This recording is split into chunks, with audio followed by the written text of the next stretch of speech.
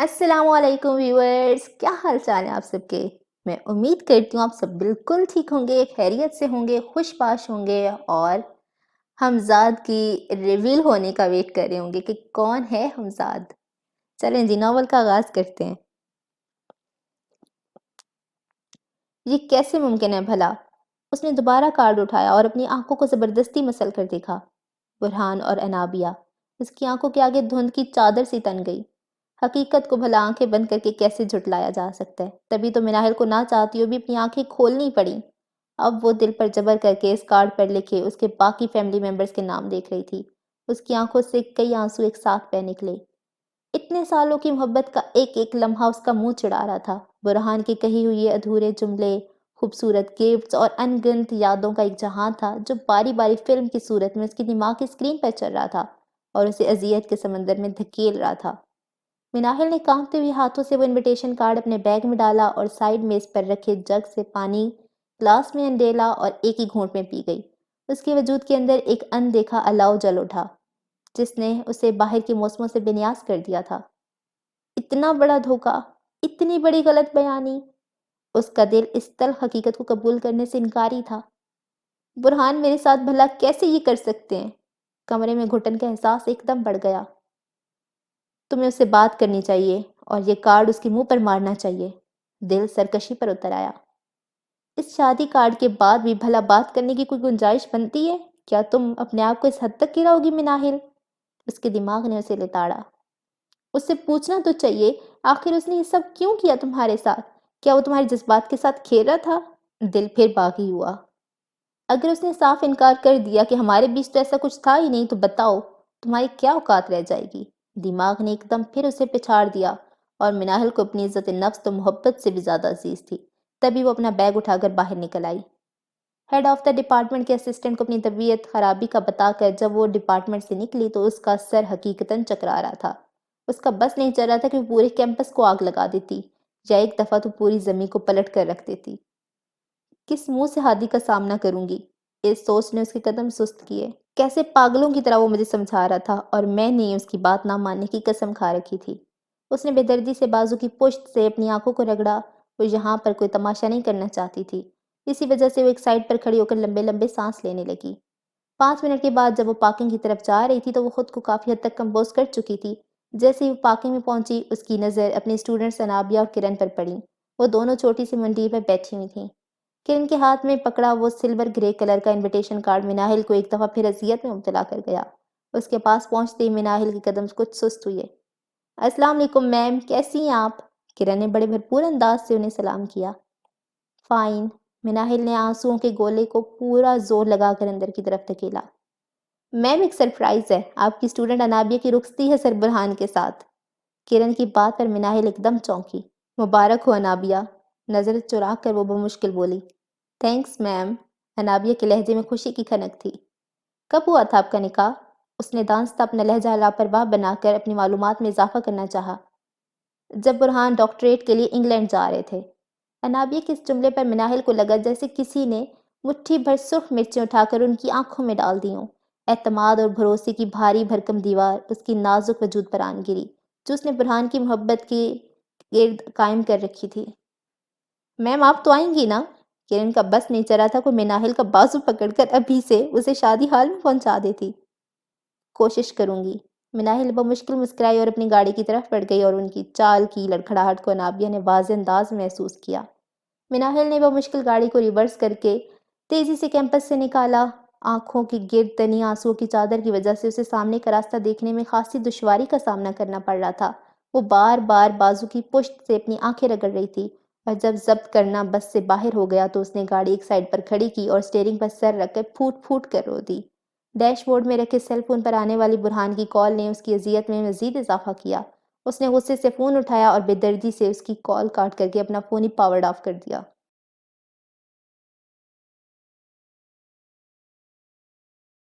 मौसम काफी हद तक बदल चुका था। दरख्तों पर खिलने वाले शगुफे बहार की आमद का खुलकर ऐलान कर रहे थे, लेकिन शहरजाद के सामने बैठी हुई इस बच्ची के चेहरे पर खिजा का राज था। सुंदस की आंखों के नीचे गहरे हल्के और चेहरे पे बेबसी और बतौला चारगी के रंग इतने नुमायां थे कि शहरजाद को मजबूरन उसके पूरे वजूद से निगाह हटानी पड़ी। اس کے دل پر گویا گھونسا ہی تو آن پڑا تھا۔ کیا نام بتایا تم نے؟ شہرزاد نے دوبارہ تصدیق کرنے کے انداز میں پوچھا۔ وہاج محتشم۔ سندس کے چہرے پر نفرت کا ایک جہاں آباد ہوا۔ تم لوگوں کے پاس اس چیز کا کیا ثبوت ہے؟ سندل کا لکھا ہوا آخری خط۔ سندس نے ہاتھ میں پکڑا صفحہ احتیاط سے شہرزاد کی طرف بڑھایا جو اس نے جلدی سے تام لیا۔ شہرزاد کی نظریں جوں جوں اس صفحے پر پھسل رہی تھیں ویسے ویسے اس کے چہرے پر سنجیدگی کا تاثر بڑھتا جا رہا تھا۔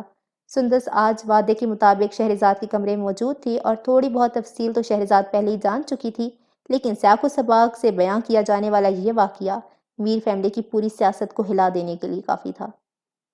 تم یہاں کیا کر رہی ہو؟ رشیدہ مائی جو ٹرے میں کافی کا مگ لیے شہرزاد کے کمرے میں آئی تھی اپنی چھوٹی بیٹی کو وہاں دیکھ کر خوف زدہ ہوئی۔ رشیدہ، آپ نے اپنی بیٹی کے قاتلوں کو اتنی آسانی سے معاف کر دیا؟ شہرزاد کے لہجے میں کچھ تھا۔ رشیدہ مائی کے ہاتھ میں پکڑی ٹرے ہلکی سی لرزی اور اس نے گھبرا کر ٹرے میز پر رکھی۔ اس کے چہرے پر ہوائیاں اڑ رہی تھیں۔ شہری بی بی، ہمارے اندر اتنا دم نہیں ہے کہ ان سے لڑ سکیں۔ اللہ ان سب کو غارت کرے۔ اس لیے تم نے سوچا کہ گھر بیٹھ کر بددعائیں دے کر اپنی بیٹی کا بدلہ لے لو گی۔ اللہ بہترین بدلہ لینے والا ہے بی بی، ہم بہت کمزور لوگ ہیں، اتنا بوجھ نہیں اٹھا سکتے۔ رشیدہ کی آنکھوں سے صاف خوف چھلک رہا تھا۔ اور قیامت والے دن اپنی بیٹی کو کیا جواب دو گی؟ کیسے سامنا کرو گی اس کا؟ شہرزاد کے سنجیدہ انداز پر رشیدہ کی آنکھوں سے آنسو چھلکے۔ وہ جانتی ہے کہ اس کے والدین میں اتنی طاقت نہیں کہ ظالموں کا گریبان پکڑ سکیں۔ جانتی ہو رشیدہ، تم جیسے مظلوموں کا یہی رویہ ظالموں کو مزید ظلم کرنے کے لیے اکساتا ہے۔ کیا تم چاہتی ہو کہ کسی اور کی بیٹی کے ساتھ بھی وہی سب کچھ ہو جو تمہاری سندل کے ساتھ ہوا ہے؟ شہرزاد نے اس کی دکھتی رگ پر ہاتھ رکھا۔ اللہ نہ کرے جی، کوئی ماں اس قیامت سے گزرے، مجھے تو سندل کی سسکی آج بھی سکون سے سونے نہیں دیتی، میری راتوں کی نیند حرام ہو چکی ہے۔ رشیدہ مائی نے اس دفعہ کھل کر اپنے جذبات کا اظہار کیا۔ سکون کی نیند سونا چاہتی ہو تو تمہیں میرا ساتھ دینا ہوگا۔ آپ اماں ابا کو چھوڑیں، میں آپ کا ساتھ دوں گی، اس خبیث کو جیل کی سلاخوں کے پیچھے بھجوا کر ہی دم لوں گی۔ رشیدہ سے پہلے اس کی بیٹی سندس بے تابی سے گویا ہوئی تو شہرزاد نے جانچتی نگاہوں سے اس لڑکی کا چہرہ کھوجا جس کے چہرے پر بدلہ لینے کی دھن سوار تھی۔ ہو سکتا ہے ہمیں سندل کی ڈیڈ باڈی کا پوسٹ مارٹم کروانا پڑے، ہو سکتا ہے ہمیں اس کے لیے اس حد تک جانا پڑے جو تم لوگوں کے وہم و گمان میں بھی نہ ہو، لیکن میرا وعدہ ہے کہ میں ہر مرحلے پر تم لوگوں کا ساتھ دوں گی۔ شہرزاد نے انہیں مطمئن کرنے کی پوری کوشش کی۔ میرے پاس سرکاری اسپتال کی ڈاکٹرنی کی رپورٹ ہے جو میں نے کسی کو نہیں بتائی تھی۔ رشیدہ نے نظریں چرا کر کہا تو شہرزاد چونکی، جبکہ سندس نے گلہ آمیز نگاہوں سے اپنی ماں کو دیکھا جو اتنا بڑا راز اپنے دل میں چھپائے بیٹھی تھی۔ کہاں ہے وہ رپورٹ؟ وہ بے سے گویا ہوئی۔ میرے ٹرنک میں آپ کو لا کر دیتی ہوں۔ رشیدہ مائی 10 منٹ کے بعد ایک خاکی لفافے کے ساتھ آئیں تو اس میں موجود رپورٹس دیکھ کر شہرزاد کو حیرت کا دھچکا لگا۔ الٹرا ساؤنڈ کی رپورٹ کے ساتھ موجود 2-3 ٹیسٹوں کی رپورٹس میر فیملی کے تابوت میں آخری کیلی ٹھونکنے کے لیے کافی تھیں۔ ان دونوں سے تفصیلی بات چیت کرنے کے بعد شہرزاد رمیسا کے بیڈ روم کی طرف آ گئی۔ ہلکا سا دروازہ نوک کر کے وہ جیسے ہی اندر داخل ہوئی، رومی نے بڑی پھرتی سے سیل فون اپنے کانوں سے ہٹا کر کال منقطع کر دی۔ وہ شاید نہیں، یقیناً کسی سے بات کر رہی تھی۔ اس کے چہرے پر پھیلنے والے اس بوکھلاہٹ کو شہرزاد نے بطور خاص نوٹ کیا۔ آؤ شہری، مام کیسی ہیں اب؟ رمیسا نے اپنے تاثرات کو بڑی تیزی سے نارمل کیا۔ پہلے سے کافی بہتر ہیں وہ، اور مجھے لگتا ہے 2-4 دن میں اپنا سیلون بھی جوائن کر لیں گی۔ دیٹس گریٹ، کافی منگواؤں تمہارے لیے؟ رمیسا کے اس فارمل رویے پر وہ چونکی۔ کم آن رومی، تم تو ایسے بات کہہ رہی ہو جیسے میں تمہارے پاس مہمان آئی ہوں۔ شہرزاد نے کوچتی نگاہوں سے اس کے ہاتھ میں پکڑا سیل فون دیکھا جس کی آواز سائلنٹ تھی لیکن اس پر بلنک کرنے والا نمبر وہ نہیں پڑھ سکتی تھی۔ اس کی نظروں کے تعاقب میں رمیسا نے گھبرا کر سیل فون کی طرف دیکھا اور جلدی سے فون ہی فارورڈ آف کر دیا۔ وہ جانتی تھی کہ دوسری طرف موجود ارسل اس کی اچانک کال بند کر دینے پر ٹھیک ٹھاک پریشان ہو چکا ہوگا، تبھی وہ بار بار اس سے رابطہ کرنے کی کوشش کر رہا تھا اور شہرزاد نے دانستہ اس بات کو نظر انداز کیا۔ سیف الرحمن کی باتوں نے اس کا زاویہ بنگاہ بدل دیا تھا۔ رومی، سارم خان تمہیں کہاں ملا تھا؟ اس کی طرف سے آنے والا یہ سوال خاصا غیر متوقع تھا، اس لیے وہ ہلکا سا بکھلائی۔ اس نے خود مجھ سے رابطہ کیا تھا۔ رمیسا کی اطلاع پر اس نے استعجابیہ نگاہوں سے اپنی بہن کی طرف دیکھا۔ کیسے؟ کچھ دن پہلے اپنے گھر آیا تھا وہ، اس نے نظریں چرا کر جھوٹ بولا۔ اچھا، تم نے مجھ سے تو ذکر نہیں کیا، لیکن خیر، یہ فیور وہ تمہیں کیوں دینا چاہتا ہے؟ شہرزاد نے اسے جانچتی نگاہوں سے دیکھا۔ سارم کا کہنا ہے کہ میرے ساتھ زیادتی ہو رہی ہے، اس لیے وہ ہر حال میں سچائی کا ساتھ دے گا۔ دیکھو رمیسا، کوئی ایسی بات تو نہیں جو بعد میں ہمارے لیے مسئلہ کھڑا کر دے؟ بہتر ہوگا تم اسٹیج پر مجھ سے کچھ بھی چھپانے کی کوشش مت کرنا۔ ایسا کچھ نہیں ہوگا شیری، ڈونٹ وری۔ رمیسا نے سائڈ میز پر رکھا چائے کا کپ اٹھایا اور گھونٹ بھرا، اور اگلے ہی لمحے اس کے چہرے کے تاثرات میں بڑا تغیر رونما ہوا اور وہ منہ پر ہاتھ رکھ کر واش روم کی طرف بھاگی۔ کیا ہوا رومی؟ شہرزاد اس کی طرف لپکی۔ کچھ دن سے معدہ بہت زیادہ گڑبڑ کر رہا ہے، لگتا ہے تیزابیت ہو رہی ہے مجھے۔ وہ نڈھال انداز سے واش روم سے نکلی تو شہرزاد نے تشویش بھری نگاہوں سے اپنی بہن کی طرف دیکھا۔ ڈونٹ بی سلی یار، تم ڈاکٹر انکل کو فون کرو یا پھر پہلی فرصت میں ان کے کلینک کا وزٹ کرو۔ اپنی صحت کے معاملے میں ایسی لاپرواہی بالکل اچھی نہیں۔ کل جاؤں گی ڈاکٹر کے پاس۔ رمیسا نے اسے صاف ٹالا۔ اور چائے کا کپ ایک سائڈ پر رکھو، خبردار اپنا معدہ مزید جلانے کی ضرورت نہیں۔ شہرزاد نے اس کے ہاتھ سے چائے کا کپ زبردستی پکڑ کر ایک سائڈ پر رکھا تو وہ اس کی محبت بھرے انداز پر مسکرا دی۔ دونوں بہنوں کے درمیان ایسا تعلق بہت سالوں بعد قائم ہوا تھا اور رمیسا اس کے لیے بہت زیادہ ترسی تھی۔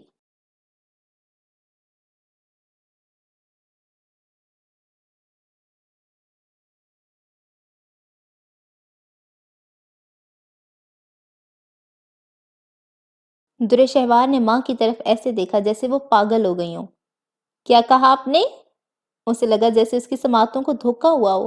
اس نے بے یقینی سے اپنے سامنے بیٹھی ہوئی تاجدار بیگم کو دیکھا جو آج بطور خاص اس کے کمرے میں موجود تھیں۔ کیوں، کانوں میں تیل ڈال رکھا ہے تم نے؟ وہ ہلکا سا چڑھ کر مزید گویا ہوئی۔ 2 دفعہ بتا چکی ہوں، تمہاری داجی کا فیصلہ ہے کہ انابیہ کے ساتھ ساتھ تمہاری بھی ارسل کے ساتھ رخصتی ہوگی۔ داجی تو واقعی سٹھیا گئے ہیں، ان سے کہیں کہ یہ ان کا اللہ اللہ کرنے کا ٹائم ہے، اوٹ پٹانگ فیصلے کرنے کا نہیں۔ درِ شہوار نے بدتمیزی کی انتہا کر دی۔ تاجدار بیگم نے بوکھلا کر اس کے کمرے کا دروازہ بند کیا کہ کہیں بیٹی کی باغیانہ آواز باہر کسی کے کانوں تک نہ پہنچ جائے۔ دماغ تو لگتا ہے تمہارا خراب ہو گیا، اچھی طرح جانتی ہوں، ہمارے یہاں صرف خاندانوں میں شادیوں کے فیصلے ہوتے ہیں۔ انہوں نے دانستہ طور پر سمجھانے کی کوشش کی۔ ان فیصلوں کا اطلاق کیا صرف خاندان کی عورتوں پر ہی ہوتا ہے؟ حاکان چچا کی خفیہ شادیوں کی گنتی بھول گئی آپ؟ اس کی خود سری سے پہلی طرفہ تاجدار بیگم کو خوف آیا اور انہیں اپنے بیٹے برہان کا فیصلہ بالکل درست محسوس ہوا۔ ان خفیہ شادیوں کا انجام بھول گئی ہو تم؟ کون جانتے ہیں ان عورتوں کو؟ آج بھی خاقان کے حوالے سے صرف شارکہ اور ندرت کا ہی نام لیا جاتا ہے۔ تاجدار بیگم نے اس خاندان کی سب سے لاڈلی اور ضدی لڑکی کو جھنجھلا کر رکھ دیا۔ مجھے اس چیز سے کوئی غرض نہیں، لیکن مجھے داجی کا یہ فیصلہ بھی منظور نہیں۔ میں بھی اور اسی وقت ان کو خود انکار کر کے آتی ہوں۔ درِ شہوار فیصلہ کن انداز میں اٹھی اور تاجدار بیگم کے صبر کا پیمانہ لبریز ہوا۔ انہوں نے گھما کر ایک زناٹے دار تھپڑ درِ شہوار کے منہ پر دے مارا۔ اسے دن میں تارے نظر آ گئے۔ اپنے منہ سے ایک لفظ بھی نکالا تو زبان کاٹ کے رکھ دوں گی۔ انہوں نے انگلی اٹھا کر مشتعل انداز سے اسے وارننگ دی۔ درِ شہوار نے بے یقین نگاہوں سے اپنی ماں کا یہ روپ پہلی دفعہ دیکھا۔ تم کس بھول میں ہو؟ اس گھر میں اگر تمہیں پلکوں پر بٹھا کر رکھا جاتا ہے تو یہ مت سمجھنا کہ تم میں کوئی سرخاب کے پر لگی ہوئی ہیں۔ اس کے پیچھے تمہارے ماں باپ کی اتنے سالوں کی محنت اور ریاضت ہے، ورنہ 3 بیٹوں کی ماں کو کس طرح تمہارے باپ نے پورے خاندان کے سامنے آسمان سے اٹھا کر زمین پر دے مارا تھا، یہ واقعہ اتنا پرانا نہیں ہوا۔ تاجدار بیگم کا لہجہ سرد اور کاٹ دار تھا۔ درِ شہوار کی آنکھیں آنسوؤں سے بھر گئیں۔ ابھی تو اس نے محبت کی پہلی اڑان بھری تھی اور اس کے پر کاٹ دینے کا اعلان کر دیا گیا تھا۔ تاجدار بیگم اسے ٹھیک ٹھاک سنا کر کمرے سے نکلی تو وہ بھی تیر کی طرح برہان کے کمرے میں پہنچی۔ اب اس کا آخری سہارا اس کا یہی بھائی تھا، جس کی وہ آج کل خوب چہیتی تھی اور اسے یقین تھا کہ وہ اس کا ساتھ ضرور دیں گے۔ دوسری طرف برہان جب سے کیمپس سے گھر آئے تھے، مناہل کا نمبر ڈائل کر کر کے ان کی انگلیاں تھک گئیں۔ مناہل کا سیل نمبر مسلسل فارورڈ آف جا رہا تھا اور جیسے جیسے وقت گزر رہا تھا، برہان کے دل میں مختلف وہن سر اٹھا رہے تھے۔ آخر کیا ہوا مناہل کو جو وہ مجھ سے ملے بغیر چلی گئی؟ وہ اپنی کلاس لے کر سیدھے اس کے آفس پہنچے تو پیون نے اطلاع دی کہ میڈم خراب طبیعت کی وجہ سے اپنی ساری کلاسز کینسل کر کے گھر جا چکی ہیں۔ اس اطلاع نے انہیں حیران کم اور پریشان زیادہ کیا، کیونکہ آخری دفعہ مناہل جب ان کی کلاس روم میں جھانکا تھا تو اس وقت اس کا چہرہ خاصا تر و تازہ اور فریش تھا۔ انہیں بہت زیادہ سوچنے کے بعد بھی ایسی کوئی بیماری یا کمزوری اس کے چہرے پر محسوس نہیں ہوئی۔ وہ اپنی سوچوں سے الجھ رہے تھے اور انہیں اندازہ نہیں ہوا کہ درِ شہوار ان کے بیڈ روم کا دروازہ کھول کر اندر آ چکی ہے۔ برہان نے ایک لاتعلق سی نگاہ اس پر ڈالی اور اس کے چہرے پر موجود سراسیمگی سے انہیں اندازہ ہو گیا کہ تاجدار بیگم اس پر ارسل کے نام کا بم پھوڑ چکی ہیں۔ بھائی، مجھے آپ سے ایک ضروری بات کرنی ہے۔ وہ ان کے سامنے اپنے ہاتھوں کی انگلیاں چٹکتے ہوئے ہلکا سا جھجک کر گویا ہوئی۔ اگر ارسل والا معاملہ ہے تو آئی ایم سوری، میں اس سلسلے میں تمہاری کوئی مدد نہیں کر سکتا، کیونکہ میرے خیال میں یہ ایک بہترین فیصلہ ہے۔ انہوں نے اس کے بولنے سے پہلے اسے ہری جھنڈی دکھائی۔ ویسے ہی انہیں درشہوار پر بے تحاشا غصہ تھا جو ان کی آنکھوں میں دھول جھونکتی آئی تھی۔ درشہوار نے بکھلا کر اپنے خاندان کے سب سے زیادہ پڑھے لکھے شخص کو دیکھا۔ ان کے چہرے پر بھی وہی سختی، رعونت اور تکبر نظر آیا جو اس گھر کے زیادہ تر مردوں کے چہروں سے چھلکتا تھا۔ اپنے بھائی کا چہرہ اسے پہلی دفعہ اجنبی سا محسوس ہوا۔ یہ میری زندگی ہے بھائی، اور مجھے اس چیز کا اختیار ہونا چاہیے کہ میں اپنی پسند سے کوئی فیصلہ کر سکوں۔ درشہوار نے اپنا مقدمہ لڑنے کا فیصلہ کیا۔ آج تک اپنے لیے کوئی ڈھنگ کے کپڑوں اور جوتوں کا انتخاب تو کر نہیں پائیں، اور زندگی کا فیصلہ خود کرو گی؟ درشہوار، کچھ تو عقل سے کام لو۔ برہان کے استہزائی انداز پر وہ شوق نظروں سے ان کی طرف دیکھنے لگی۔ ارسل میں کیا برائی ہے؟ وہ اس خاندان کا ویل ایجوکیٹڈ اور سینسیبل لڑکا ہے، اور اس کا ساتھ کسی بھی لڑکی کے لیے فخر بن سکتا ہے۔ وہ رکھائی سے بھرپور انداز سے بولے، بھائی میں نے ارسل کو کبھی اس نظر سے نہیں دیکھا۔ اس کی آنکھیں آنسوؤں سے لبالب بھر گئیں۔ ہم اپنے خاندان کی لڑکیوں کو اس بات کی قطعاً اجازت نہیں دیتے کہ وہ کسی شرعی تعلق سے پہلے کسی بھی لڑکے کو اس نظر سے دیکھنے کی کوشش کریں۔ تم بھی اپنی حدود میں رہو تو بہتر ہوگا۔ برہان نے ایک دفعہ پھر اس کی طبیعت درست کی۔ بھائی آپ کسی بات پر خفا ہیں مجھ سے؟ درشہوار کے منہ سے نکلنے والے سوال پر برہان ہلکا سا جھنجھلائے۔ میں کیوں خفا ہوں گا تم سے؟ اور جاؤ، مجھے اسٹوڈنٹس کی کچھ اسائنمنٹس چیک کرنی ہے۔ انہوں نے بے رخی کی انتہا کر دی۔ درشہوار نے چند لمحے اپنے بھائی کے چہرے پر موجود بے رخی اور بیزاری کو جانچنے کی کوشش کی اور پھر اکتا کر باہر نکل آئی۔ سامنے سے ارسل گنگناتا ہوا سیڑھیاں چڑھ کر اوپر والے پورشن کی طرف جا رہا تھا۔ درشہوار کو اسے دیکھ کر کرنٹ سا لگا۔ ایک منٹ ارسل، میری بات سنو پلیز۔ وہ بھاگ کر سیڑھیاں چڑھی اور حیران پریشان ارسل کا بازو پکڑ کر اسے دوبارہ نیچے لان کی طرف لے آئی۔ وہ گھر میں آنے والے اس طوفان سے بالکل بے خبر تھا۔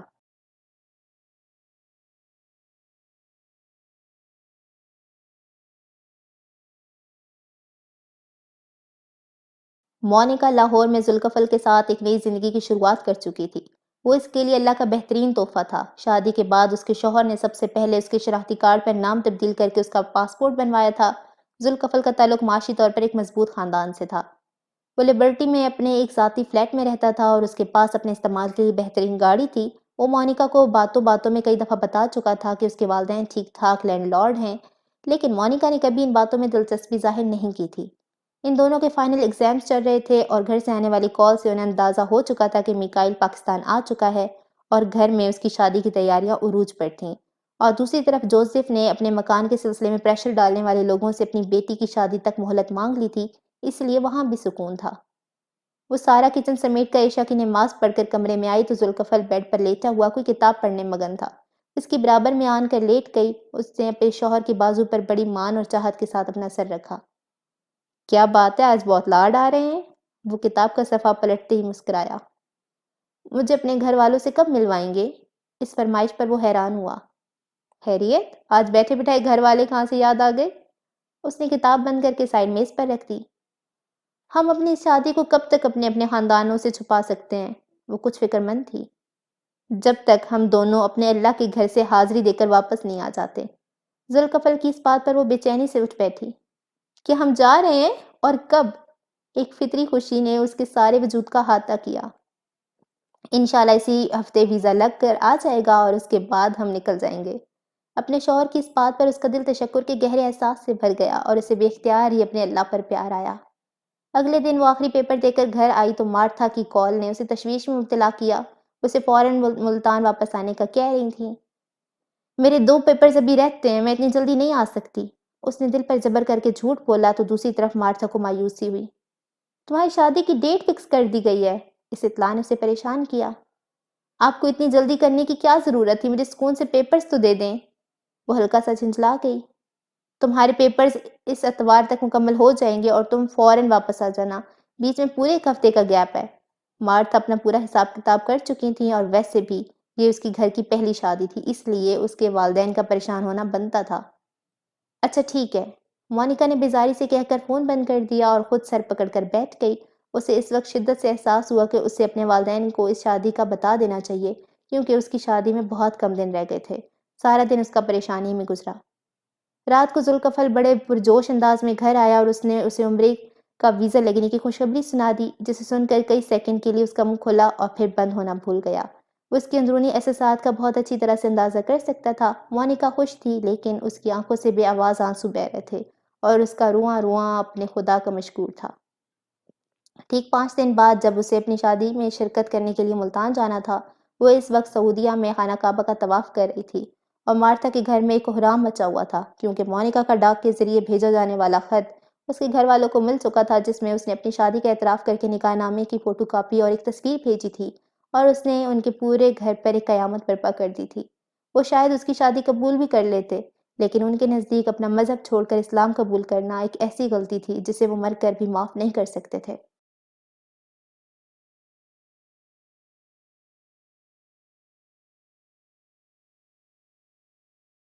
مری کے پہاڑوں پر جمی برف پر موسم بہار نے کوئی اثر نہیں ڈالا، البتہ دھوپ کھل کر نکلنے کی وجہ سے پہاڑیاں چمکنے لگی تھیں۔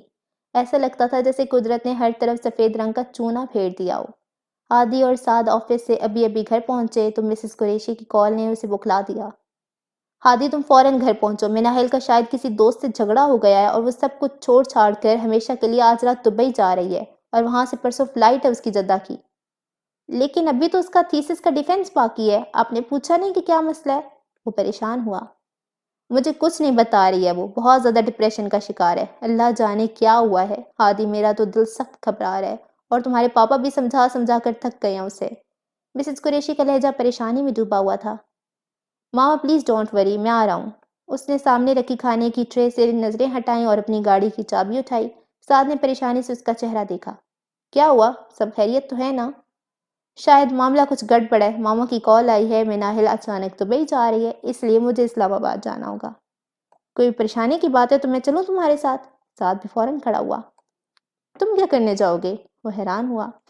ظاہر ہے رات کو تم واپس تو آؤ گے نا، کل ورکنگ ڈے ہے۔ اچھا ہے، میں بھی اسلام آباد میں ایک دو کام نپٹا لوں گا۔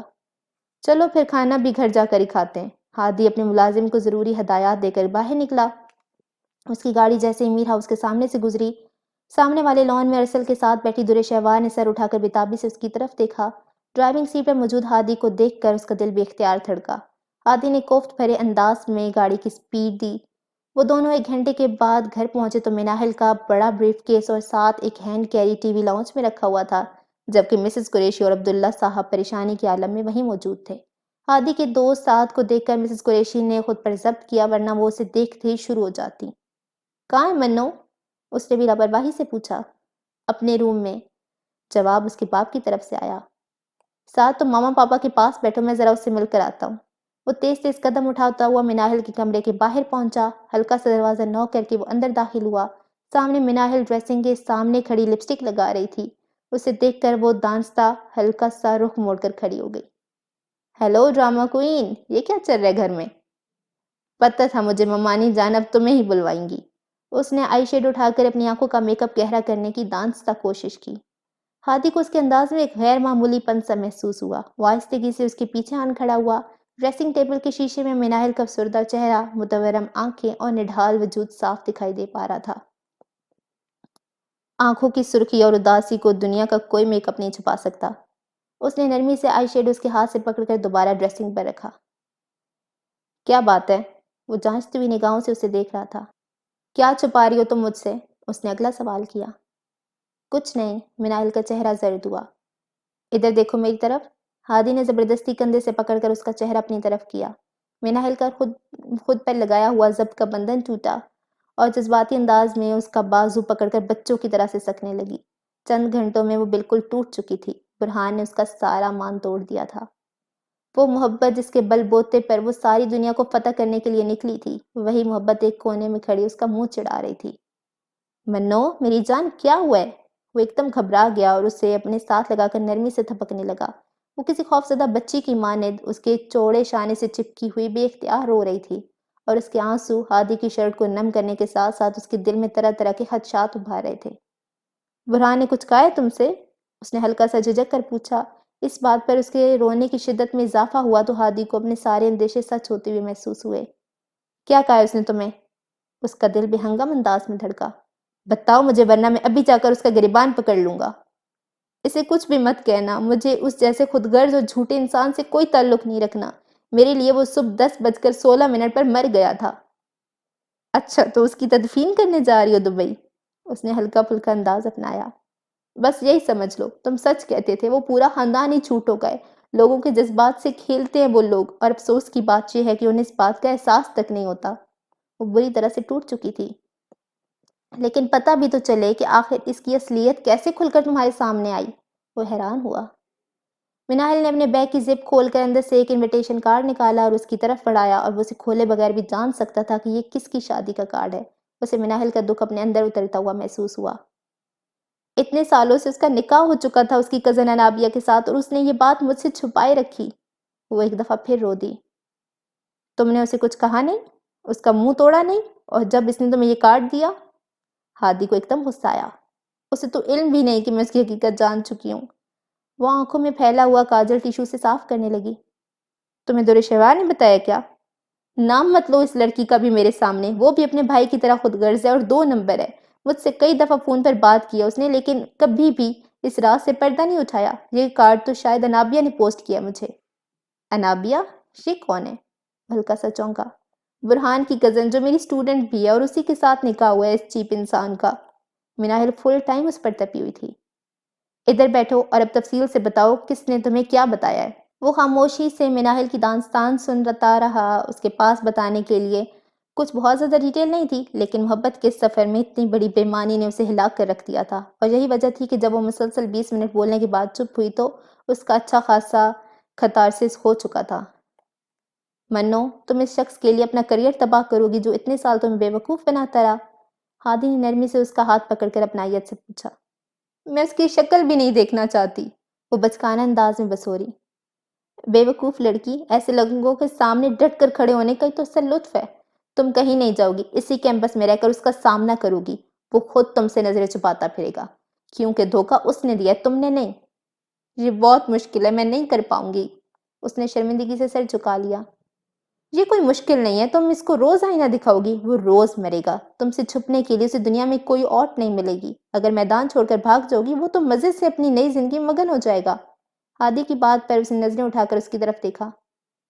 تم بالکل ٹھیک کہتے ہو ہادی، میں ایسا ہرگز نہیں کرنے دوں گی، لیکن ابھی مجھے جانے دو۔ اس نے نظریں چرائیں تو وہ جھنجلا گیا۔ آخر کیوں؟ جو کام کل کرنا ہے وہ آج کیوں نہیں؟ اس کی شادی کا ہنگامہ جیسے ہی ختم ہوگا میں واپس آ جاؤں گی۔ ابھی میں اتنی بہادر نہیں ہوئی ہوں، مجھے تھوڑا ٹائم دو پلیز۔ ہادی نے کارڈ کھول کر شادی کی ڈیٹ دیکھی۔ پھر وعدہ کرو مجھ سے، 10 اپریل کو تم یہاں اپنے کمرے میں دوبارہ موجود ہوں گی۔ اس نے نرمی سے اس کا ہاتھ پکڑ کر وعدہ لیا تو ناہل نے آہستگی سے اس بات میں سر ہلا دیا۔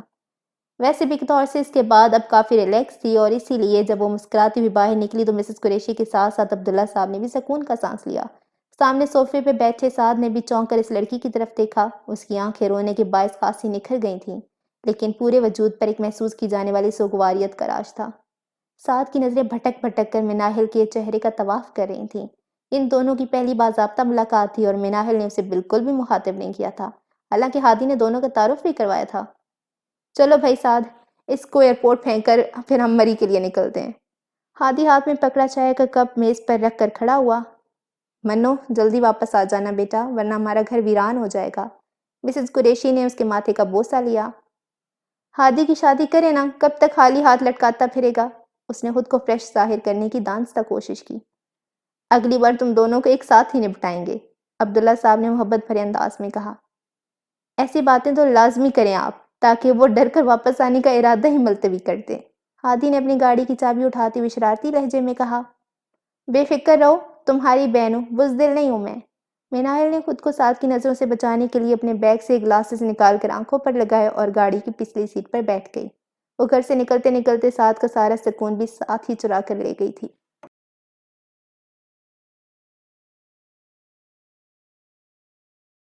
ارسل کو تو لگتا تھا کسی نے مسلسل چلنے کی بد دعا دے دی تھی۔ پچھلے 1 گھنٹے سے وہ لگاتار اپنے ہی کمرے میں ٹہل رہا تھا۔ درشہوار نے سور اس کے کانوں میں پھونکا تھا۔ اس کی باز گشت سے ابھی بھی اسے اپنے کانوں کے پردے پھٹتے ہوئے محسوس ہو رہے تھے۔ ارسل، اب سوچ لو تم کیا کرنا ہے۔ درشہوار تازہ دم ہو کر دوبارہ اس کے کمرے میں موجود تھی۔ یہ شادی تو میں بالکل نہیں کر سکتا، اس نے رمیسا کی آنے والی کال کاٹتے ہوئے اسے اطلاع دی۔ تمہیں کون سا مری جا رہی ہو تم سے شادی کرنے کے لیے؟ اسی لیے تو کہہ رہی ہوں کچھ کرو۔ برہان بھائی نے تو صاف ہری جھنڈی دکھا دی ہے۔ اب باقی کسی سے مجھے کوئی امید نہیں، اب صرف تم رہ گئے ہو۔ وہ بری طرح چڑ کر گویا ہوئی، لیکن مجھ سے تو ابھی تک کسی نے اس ٹاپک پر کوئی بات ہی نہیں کی، نہ نانا ابا نے، نہ ماموں میں سے کسی نے مجھ سے میری رائے مانگی۔ آخر میری رضامندی کے بغیر میری زندگی کا اتنا بڑا فیصلہ یہ لوگ کیسے کر سکتے ہیں؟ بری طرح تپا ہوا تھا۔ اس لیے کہ وہ تمہیں اس قابل نہیں سمجھتے کہ تم سے کچھ پوچھیں۔ تم تو ان کے غلام ہو، ظاہر ہے انہوں نے تمہاری پرورش کی ہے، اب اس چیز کا خراج تو تمہیں دینا ہی پڑے گا۔ درشہوار مسلسل اسے بھڑکا رہی تھی۔ میں ان کے گاؤں کا کوئی کمی مکین نہیں ہوں جو ان کی خیرات پر پلا ہوں۔ میرے والدین کروڑوں کی جائیدادیں چھوڑ کر مرے ہیں، ان کی ایک ایک چیز میں میرا اور میرا کا حصہ نکلتا ہے۔ وہ آتش فشاں کی مانند پھٹ پڑا۔ یہ باتیں مجھے نہیں ان سب کو بتانے کی ضرورت ہے جو بیٹھ کر دوسروں کی زندگیوں کے فیصلے کرتے ہیں۔ درشہوار انتہائی بدسن ہو چکی تھی اور برہان سے مایوس ہو کر اب اس نے ڈائریکٹ ارسل کی مدد لینے کا فیصلہ کر لیا تھا۔ اسی وقت ملازمہ ہلکا سا دروازہ نوک کر کے اندر داخل ہوئی۔ دونوں نے چونک کر اس کی طرف دیکھا۔ ارسل کا بلاوا آ چکا تھا اور درشہوار اسے کمرے سے نکلنے تک بھڑکا رہی تھی۔ یہی وجہ تھی کہ جب وہ میر حاکم کی خوابگاہ تک پہنچا تو اس کا دماغ اس وقت کھول رہا تھا۔ کمرے کا دروازہ کھولتے اسے دھچکا لگا۔ سامنے اس کے دونوں ماموں میر خاقان میر محتشم کے ساتھ حاکم علی خود بھی موجود تھے اور پاس ہی خوشی سے بحال انداز میں بیٹھی ہوئی ندرت بیگم موجود تھی، جنہیں زندگی میں پہلی بار یہ اعزاز بخشا گیا تھا کہ وہ اس خاندان کے کسی فیصلے کا حصہ بن سکیں۔ اس لیے ان کی یہ خوشی ان کے برابر میں بیٹھی ہوئی ان کی جٹھانی تاجدار بیگم کو سخت ناگوار گزر رہی تھی۔ ارسل نے اندر داخل ہوتے ہی سب کو ہلکا سا گڑبڑا کر سلام کیا۔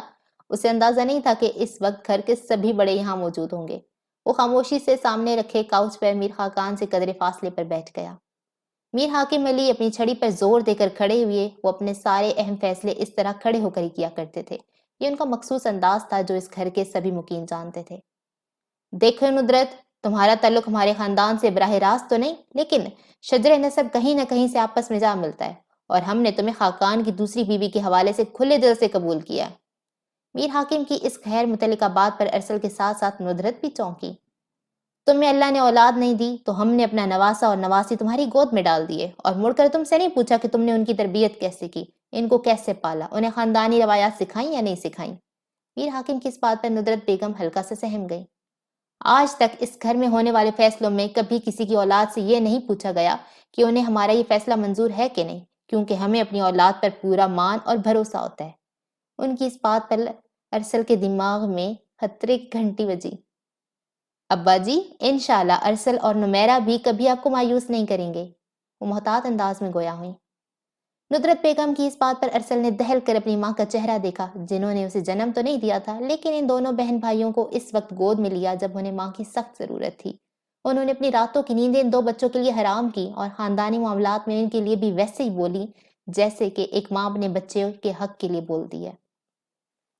کمرے میں سناٹے کا راج تھا۔ میر حاکم علی ٹہر رہے تھے اور اسی وقت ارسل کے سیل فون کی گھنٹی نے کمرے کے ماحول میں ارتعاش برپا کیا۔ اس نے بوکھلا کر رمیسا کی کال کاٹی۔ شاید دوسری طرف اس کا دل بھی کسی انہونی کے احساس کو جگا چکا تھا۔ اب وہ وقت آ چکا ہے کہ ہم اپنے ان بچوں کی زندگیوں کے بارے میں بھی کچھ فیصلے کر سکیں۔ وہ دو ٹوک انداز میں گویا ہوئے۔ اس سے پہلے کہ ارسل میر حاکم کی لہجے کی سنگینی پر غور کرتا، اس کے سیل فون کی مترنم گھنٹی ایک دفعہ پھر گونجی اور میر حاکم کے ضبط کی دجیاں اڑ گئیں۔ ایسی گستاخی کی اجازت تو انہوں نے کبھی اپنے بیٹوں کو نہیں دی تھی، جو اپنے باپ کے پاس کسی خاص پنچایت کے دوران اپنے سیل فون کی آوازیں بند کر کے بیٹھتے تھے۔ میر حاکم علی غصے سے آگے بڑھے، ارسل کے ہاتھ سے سیل فون چھینا اور کمرے کی کھڑکی کھول کر مشتعل انداز سے باہر اچھال دیا۔ کمرے موجود سب لوگوں کو گویا سانپ سونگھ گیا۔ ارسل کی تو یہ حالت تھی جیسے کاٹو تو بدن سے لہو کا ایک قطرہ نہ نکلے۔ تم نے اسے یہ تمیز سکھائی ہے بڑوں کی محفل میں بیٹھنے کی؟ انہوں نے ندرت بیگم کو جھاڑا تو ندرت کا منہ سرخ ہو گیا۔ آئی ایم سوری، ارسل کے سارے حوصلے پست ہو گئے۔ آپ صرف اپنا فیصلہ سنائیں، ہمیں کوئی اعتراض نہیں۔ خاقان علی نے کمرے کے ماحول کو تھوڑا ٹھنڈا کرنے کی دانستہ کوشش کی۔ ویسے بھی وہ اس وقت ارسل کے سرپرست کی حیثیت سے یہاں موجود تھے۔ فیصلہ یہی ہے کہ انابیہ کی رخصتی کے ساتھ درشہوار کا ارسل سے نکاح ہوگا۔ ان کے اس اعلان پر ارسل کا رنگ اڑا، اور اس کے ساتھ ساتھ میرا یہ بھی فیصلہ ہے کہ نمیرہ اور شاہمیر کی منگنی کا بھی اعلان کر دیا جائے۔ حاکم علی کے اگلے فیصلے پر تاجدار بیگم پر تو گویا خودکش حملہ ہوا۔ انہوں نے حواس باختہ نظروں سے اپنے سسر کو دیکھا، جنہوں نے اس فیصلے کی کسی کو کانوں کان خبر نہیں ہونے دی۔ انہوں نے بے چینی سے پہلو بدلا، کیونکہ وہ جانتی تھی کہ شاہمیر اس فیصلے پر طوفان کھڑا کر دے گا۔ قدرت نے ان کی اولاد کو آزمائش کی صورت میں ان کے سامنے لا کھڑا کیا تھا۔ کسی کو میرے فیصلے پر اعتراض تو نہیں؟ میر حاکم علی نے رسمن پوچھا۔ ارسل نے احتجاجی نظروں سے ندرت بیگم کی طرف دیکھا، جن کی آنکھوں میں اس وقت التجا کا ایک جہاں بات تھا، بس ہاتھ جوڑنے کی کسر باقی رہ گئی تھی۔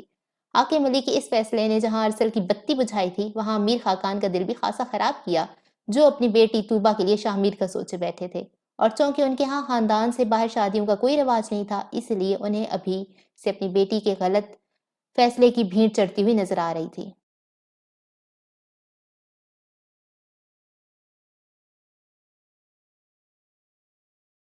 رات کا نہ جانے کون سا پہر تھا، شہرزاد کا دروازہ زور زور سے بجا۔ وہ گہری نیند سے بیدار ہوئی اور اس نے وال کلاک پر ٹائم دیکھا تو صبح کے 3:30 بج رہے تھے۔ اس نے ہڑبڑا کر دروازہ کھولا تو سامنے ملازمہ نیند بھری آنکھوں کے ساتھ موجود تھی اور اس کے ہاتھ میں کارڈ لیس تھا۔ بی بی جی، کسی صاحب کی بار بار کال آ رہی تھی اور آپ سے بات کرنے کا کہہ رہے تھے۔ مجھ سے؟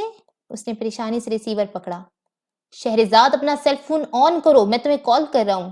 حمزاد کے لہجے کی سنگینی پر اس کا دل دھڑکا۔ اس نے بے اختیار سائیڈ میز پر موجود اپنا سیل فون چارجر سے اتارا، جسے اس نے رات سوتے وقت بے دہانی میں پاور آف کر دیا تھا۔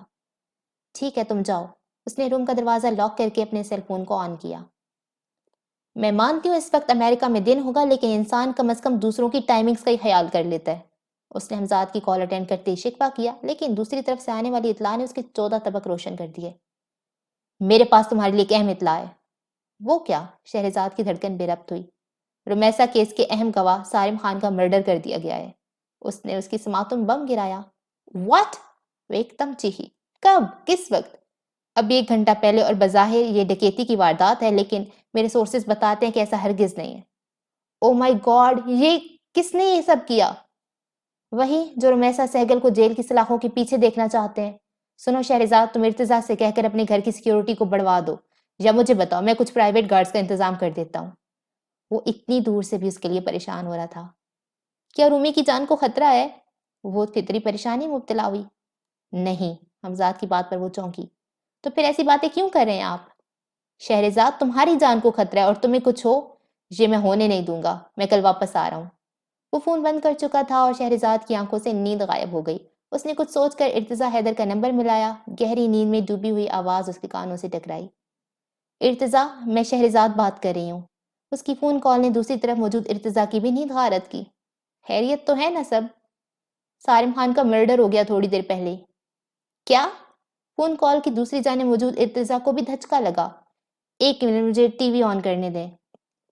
کچھ ہی سیکنڈ کے بعد کمرے میں ٹی وی کی آواز گونجنے لگی۔ وہ تیزی سے چینل سرچ کر رہا تھا۔ ٹی وی پر تو ایسا کچھ نہیں چل رہا۔ میں اس علاقے کے پولیس اسٹیشن میں فون کر کے رپورٹ لیتا ہوں۔ ارتضیٰ، میں اپنے سورسز کے مطابق کہہ رہی ہوں نا کہ اس کا ایک ڈکیتی کے واقعے میں مرڈر کر دیا گیا ہے، تو آپ کو یقین کر لینا چاہیے۔ اس کا جتاتا ہوا لہجہ ارتضیٰ کو خفت میں مبتلا کر گیا۔ تب بھی اس نے ہلکا پھلکا انداز اپنایا۔ بہت تیز سورسز ہیں آپ کے، میڈیا سے پہلے آپ کو اطلاع پہنچ گئی۔ میرا تو خیال ہے اس علاقے کے تھانے میں بھی یہ خبر نہیں پہنچی ہوگی۔ آپ وہاں پہنچ کر اس کا کریڈٹ لے سکتے ہیں۔ شہرزاد نے طنزیہ لہجے میں اپنی بات مکمل کر کے فون بند کر دیا۔ دوسری طرف وہ خاصا شرمندہ ہو چکا تھا۔ اسے اپنے کمرے میں گہری گھٹن کا احساس ہوا اور وہ اپنے کمرے میں موجود ٹیرس کی طرف کا دروازہ کھول کر باہر نکلی۔ اس کا کمرہ گھر کے مین گیٹ کے عین سامنے تھا، جہاں سے لان اور باہر سڑک کا منظر بھی صاف دکھائی دیتا تھا۔ گیٹ پر موجود چوکیدار کرسی پر بیٹھا اونگ رہا تھا اور سیکیورٹی گارڈز اسے کہیں نظر نہیں آئے۔ اس نے اپنا سیل فون سے چوکیدار کا نمبر ملایا۔ وہ ہڑبڑا کر اٹھا۔ فضل، سیکیورٹی گارڈز کدھر ہیں دونوں؟ شہرزاد کی آواز پر چوکیدار کو الرٹ کر دیا۔ بی بی جی باہر والے کیبن میں ہوں گے، چیک کر کے مجھے بتاؤ۔ اس نے فون کال بند نہیں کی، لیکن وہ اس سیاہ رنگ کی کار کو ضرور دیکھ کر چونکی، جو اس کی گلی سے 5 منٹ کے وقفے کے بعد دوبارہ گزری تھی۔ چوکیدار کے ساتھ ڈھیلے ڈھالے انداز میں اندر آنے والے سیکیورٹی گارڈز کو اس نے ٹیرس پر کھڑے بھانپ لیا تھا کہ وہ انہیں گہری نیند سے بیدار کر کے لایا ہے۔ شہرزاد تیز تیز قدموں سے سیڑھیاں اتر کر اپنے سٹنگ روم میں پہنچی اور دروازہ کھول کر جیسے ہی باہر نکلی، سیکیورٹی گارڈز اسے دیکھ کر الرٹ ہو گئے۔ اگلے 10 منٹ ان کی جھاڑ پٹی کر کے وہ اوپر پہنچی۔ اسے حمزاد کی باتوں نے تشویش میں مبتلا کر دیا تھا۔ وہ جانتی تھی کہ زندگی اور موت اللہ کے ہاتھ میں ہے، اور اپنے حوالے سے وہ کبھی بھی زیادہ کانشیس نہیں ہوئی تھی، لیکن سارم خان کی موت نے اسے پھر ایسے پوائنٹ پر لا کھڑا کیا تھا جس میں رمیسا کو آنے والے دنوں میں کافی مسائل کا سامنا کرنا پڑ سکتا تھا۔ دور سے آنے والی فجر کی ایک پہلی اذان پر اس نے وضو کیا اور اپنے اللہ کے سامنے گڑ گڑا کر دعا کی۔ صبح ناشتے کے لیے ڈائننگ ہال پہنچی تو سامنے رمیسا اور ٹینا بیگم کو انتہائی صدمے کی کیفیت میں پایا۔ ٹینا بیگم ہاتھ میں چائے کا مگ پکڑے بیٹھی تھیں اور انہیں شاید اس بات کا احساس ہی نہیں تھا کہ تبھی چائے پر گہری ملائی کی تہ جم چکی تھی۔ شہری، تمہیں سارم کا پتہ چلا؟ رومی نے ہلکا سا جھجک کر پوچھا۔ ہاں، کیا بتا رہے ہیں ٹی وی پر؟ وہ خود کو کافی کمپوز کر چکی تھی۔ ٹینا بیگم نے انتہائی حیرانگی سے اس کا پرسکون چہرہ دیکھا۔ ٹی وی پر تو اسے کوئی ڈکیتی کی واردات بتا رہے ہیں، لیکن اس کا باپ چیخ چیخ کر کہہ رہا ہے کہ اس کے بیٹے کو جان بوجھ کر قتل کیا گیا ہے۔ ٹینا بیگم نے افسردگی سے اسے بتایا تو شہرزاد نے چونک کر رمیسا کی طرف دیکھا جو ہاتھ میں پکڑا ٹوسٹ کھانا بھول گئی تھی۔ رومی؟ اس نے محبت سے اپنی بہن کو پکارا تو اس نے چونک کر دیکھا۔ اس کی نیلگوں آنکھیں آنسوؤں سے بھری ہوئی تھیں۔ ڈونٹ وری میری جان، کچھ نہیں ہوگا۔ شہرزاد نے اس کے کندھے پر ہاتھ رکھ کر نرمی سے دلاسا دیا۔ سارم تو بہت اچھا انسان تھا شہری، ان لوگوں نے اسے کیوں مار دیا؟ وہ اس کے گلے لگ کر سسکنے لگی۔ بے فکر ہو، جو کسی پر ناحق ذرا سا بھی ظلم کرے گا اسے اسی دنیا میں اس کا نتیجہ بھگتنا پڑے گا۔ وہ رومی کو بہت محبت سے سمجھا رہی تھی جب حمزاد کی کال نے اسے اپنی طرف متوجہ کیا۔ جی؟ اس نے رومی کی موجودگی محتاط انداز اپنایا۔ میجر توصیف تمہارے گھر کے باہر موجود ہے، ان کو اندر بلوا لو۔ لیکن کیوں؟ وہ ہلکی سی حیران ہوئی۔ وہ گھر میں تمام سیکیورٹی انتظامات کا جائزہ لیں گے اور جن جن جگہوں پر کیمروں کی ضرورت ہوگی وہ لگوا دیں گے۔ ان کے ساتھ رضا ہے جو آج سے تمہارے ساتھ گاڑی، آفس، کورٹ بلکہ ہر جگہ موجود ہوگا۔ اب یہ رضا کس خوشی میرے ساتھ ہوگا؟ وہ ہلکا سا جھنجھلا کر کھڑی ہوئی۔ میری خوشی کے لیے۔ اس کا دو ٹوک انداز شہرزاد کو ایک دم چپ کروا گیا۔ دوسری طرف وہ مزید پوچھ رہا تھا۔ میری اتنی سی خوشی اگر قابل قبول نہیں ہے تو بتا دو، میں منع کر دیتا ہوں۔ وہ ضرورت سے زیادہ حساس ہوا۔ اٹس اوکے، میں آفس کے لیے نکل رہی ہوں، اجازت ہے؟ اس کے طنزی انداز پر وہ مسکرایا۔ ایسے مت پوچھا کرو، مجھے خود پر مجازی خدا کا گماں ہونے لگتا ہے۔ اس کی شرارت پر شہرزاد ہلکا سا مسکرائی کیونکہ رات سے وہ پہلی دفعہ اسے تھوڑا پرسکون لگا تھا، ورنہ اس کے لہجے کی سنگینی اسے پریشان کر رہی تھی۔ وہ فون پر بات کرتے ہوئے باہر نکلی۔ سامنے میجر توصیف اس کے پورچ میں کھڑے سیکیورٹی گارڈ سے گفت و شنید کر رہے تھے۔ میں بعد میں بات کرتی ہوں آپ سے۔ اس نے فون بند کیا۔ آپ بیرسٹر شہری ہیں شاید، مجھے اسپیشل آرڈرز کے طور پر بھجوایا گیا یہاں۔ اس نے فوراً آگے بڑھ کر اپنا تعارف کروایا۔ کس کو رپورٹ کریں گے آپ؟ شہرزاد نے انجان بن کر پوچھا۔ ہیڈ کوارٹر میں لیفٹیننٹ جنرل خالد صاحب کو۔ اوکے، آپ آئیں، میں ممی سے ملوا دوں آپ کو۔ ٹینا بیگم اور رومی یونیفارم میں موجود اس آفیسر کو دیکھ کر ہلکی سی پریشانی میں مبتلا ہوئی، لیکن شہرزاد نے انہیں کسی طرح مطمئن کر ہی دیا۔ سارم خان والے واقعے کے بعد وہ دونوں کافی اپسیٹ تھیں۔ رضا سے اس نے آفس کی رستے میں گاڑی میں بیٹھے بیٹھے انٹرویو لے لیا تھا۔ وہ 30-32 سال کا ایک دراز قد، چوڑے شانوں والا پراعتماد سا نوجوان تھا اور کسی پرائیویٹ سیکیورٹی کمپنی سے وابستہ تھا، اور اس انٹرویو سے وہ کافی حد تک مطمئن ہو گئی۔ جیسے ہی وہ آفس میں پہنچی، مسز قریشی کے آفس میں ہادی کے ساتھ ارتضیٰ حیدر کو دیکھ کر وہ ہلکا سا چونکی۔ ارتضیٰ رات والی بات کی وجہ سے کچھ شرمندہ سا دکھائی دے رہا تھا۔ اس نے دونوں کو مشترکہ سلام کیا۔ ہادی، آپ کب آئے؟ اس نے ارتضیٰ کو نظر انداز کر کے پوچھا۔ بس ایک پرانے کیس کے کچھ حوالہ جات چاہیے تھے، اس لیے صبح آنا پڑا۔ وہ ایک فائل کے ڈاکومنٹس کو غور سے دیکھتا ہوا لاپرواہی سے گویا ہوا۔ اسی وقت شہرزاد کے سیل فون پر دوبارہ حمزاد کا نمبر بلنک کیا۔ Excuse me. اس نے معذرت خواہانہ نظروں سے سب کی طرف دیکھا اور کال اٹینڈ کر کے آفس سے باہر نکل آئی۔ میں نے تمہارے گھر کے دونوں سیکیورٹی گارڈز کو فارغ کر دیے اور ان کی جگہ پر میجر توصیف شام تک نئے لوگوں کو بھجوا دے گا۔ اس اطلاع پر وہ ہلکی سی کوفت کا شکار ہوئی۔ آخر کیا ضرورت تھی ان کو نکالنے کی؟ ممی مائنڈ کریں گی؟ ایسے ڈفر لوگوں کو نکالنے پر مائنڈ نہیں کرنا چاہیے بلکہ شکریہ کہنا چاہیے۔ ابھی تھوڑا مصروف ہوں، شام کو تفصیل سے بات ہوگی۔ وہ فون بند کر چکا تھا۔ شہرزاد بیزاری سے سر جھٹک کر اندر آئی تو ارتضیٰ حیدر مسز قریشی کے ساتھ سارم خان کے مرڈر کیس کو ہی ڈسکس کر رہا تھا اور ان دونوں کے چہروں پر تشویش کے سائے تھے۔ ارتضیٰ، کچھ مزید پیش رفت ہوئی اس کیس میں؟ وہ ارتضیٰ کے عین سامنے آ کر بیٹھ گئی۔ کیس تو واقعی مشکوک ہے کیونکہ ڈاکو گھر سے کوئی خاص قیمتی چیز نہیں لے کر گئے اور فیملی کے بیانات کے مطابق اس وقت سارم اپنے کمرے میں سو رہا تھا اور ایسی صورت میں کسی مزاحمت کا بھی سوال پیدا نہیں ہوتا۔ اس نے تفصیلاً بتایا۔ اس لیے سوچنے کی بات یہ ہے کہ اسے قتل کیوں کیا گیا؟ وہ اپنے سامنے کافی کا کپ رکھے سنجیدگی سے گویا ہوئی۔ یقیناً اس کے پیچھے رومی والا کیس ہی ہے، مسز قریشی نے تبصرہ کیا جب کہ ہادی ان کی گفتگو سے بے نیاز اپنے کام میں مگن تھا۔ مجھے تو کنزا وقار کے والد کا کارنامہ لگ رہا ہے، شہرزاد نے کھل کر اپنی رائے کا اظہار کیا۔ لیکن جسٹس محمود کی فیملی کو بھی ہم نظر انداز نہیں کر سکتے کیونکہ یہ گواہی ان کے بیٹے کے خلاف جا رہی تھی، کیونکہ سارم نے اگلی پیشی میں کھل کر روہیل کی رمیسا کے ساتھ کی جانے والی بدتمیزی کے بارے میں بھی بتایا تھا۔ ارتضیٰ کی بات پر وہ چونکی اور اس بات میں سر ہلایا۔ ارتضیٰ کی بات میں تو دم تھا۔ میرا خیال ہے شہری، ہمیں ان کے ہاں افسوس کے لیے جانا چاہیے، مسز عالیہ قریشی نے اچانک کہا۔ جی ٹھیک کہہ رہی ہیں آپ، میں بھی یہی سوچ رہی تھی، لیکن بہتر ہوگا ہم 1-2 دن ٹھہر جائیں۔ اس نے فوراً ہی جواب دیا۔ ہاں تھوڑا رش بھی کم ہو جائے گا اور ہو سکتا ہے کوئی نئی چیز بھی سامنے آ جائے۔ وہ فوراً متفق ہوئیں۔ موم میں نکلتا ہوں، میرا کام ہو گیا ہے۔ ہادی نے جلدی جلدی اپنے سیل فون میں ڈاکومنٹس کی چند تصویریں بنا کر فائل بند کی۔ ہادی آپ سے مجھے ایک ضروری کام تھا، شہرزاد نے اچانک اسے مخاطب کیا۔ خیریت؟ وہ چونکا اور ارتضیٰ نے بطور خاص سامنے بیٹھی ہوئی لڑکی کا سادہ شفاف چہرہ دیکھا۔ اس پر کوئی خاص تاثر نہ پا کر وہ مطمئن ہوا۔ 1-2 دن میں ارتضیٰ کے ساتھ آپ کے آفس کا چکر لگاؤں گی، پھر وہاں بیٹھ کر ڈسکس کریں گے۔ اس بات نے تو ارتضیٰ کو بھی اور بھی ریلیکس کر دیا۔ شیور، اوکے موم، ٹیک کیئر۔ وہ ان سے مل کر تیزی سے آفس سے نکل گیا۔ ہر وقت ہوا کے گھوڑے پر سوار رہتا ہے یہ لڑکا۔ مسز عالیہ قریشی کے لہجے میں اپنے بیٹے کے لیے محبت ہی محبت تھی۔ وہ بھی مسکرا کر خاموشی سے چائے پینے لگیں۔ ارتضیٰ بھی اٹھ کر اپنے آفس جا چکا تھا۔